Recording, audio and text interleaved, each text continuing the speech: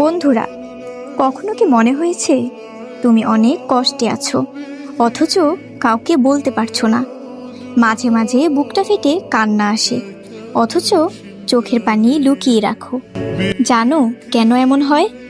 কারণ আমরা আমাদের আসল আশ্রয় আমাদের রবের কাছে ফিরি না। আজ আমি তোমাকে সেই পথের কথা বলবো, যে পথ শান্তি দেয়, শক্তি দেয়, মুক্তি দেয়। সেই পথের নাম নামাজ। নামাজ মানে শুধু কিছু রুকু সেজদা নয়। নামাজ হলো তোমার আর রবের সরাসরি যোগাযোগ।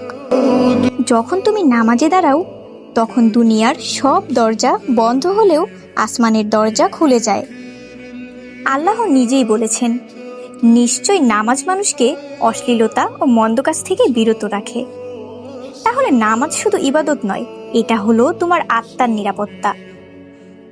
চোখ বন্ধ করে ভাবো, তুমি দুনিয়ার সব কিছু পাচ্ছ, টাকা, বাড়ি, সম্মান, কিন্তু ভেতরে এক শূন্যতা। হাসছো কিন্তু সুখ নেই, ঘুমাচ্ছ কিন্তু শান্তি নেই। মানুষে ভরা পৃথিবীতে থেকেও একা মনে হয়।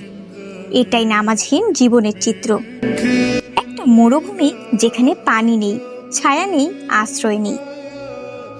প্রতিটি তাকবীর মানে আমি দুনিয়ার সবকিছুর উপরে আল্লাহকে মানছি। প্রতিটি রুকু মানে আমি আমার অহংকার ভেঙে দিলাম। প্রতিটি সিজদা মানে আমি আল্লাহর দরবারে মাথা রেখে দিলাম। হে আল্লাহ, তুমি ছাড়া আমি কিছুই নই। যতবার সেজদায় পড়ো, ততবার তুমি তোমার রবের দিকে আরো এক ধাপ অগ্রসর হও।